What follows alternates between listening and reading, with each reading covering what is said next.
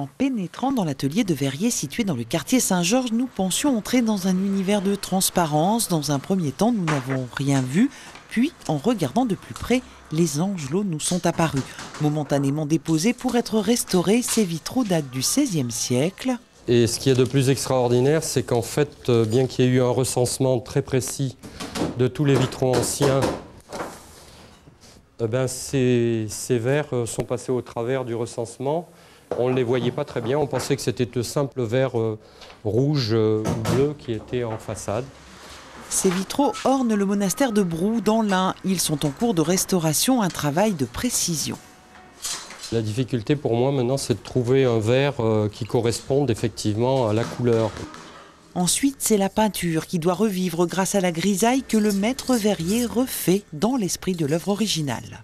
Je pense que c'est un peu comme un comédien dans la peau de son personnage. Il a besoin de le fréquenter, je dirais, pour après bien l'interpréter. Et puis arrive un moment, un temps où alors par contre on jubile parce qu'on a enfin, on sent que ça marche, quoi, que ça va bien, que c'est exactement ça, on est sûr de soi, si vous voulez. Et ça dure très peu de temps, puis ça retombe de nouveau, on se remet en doute.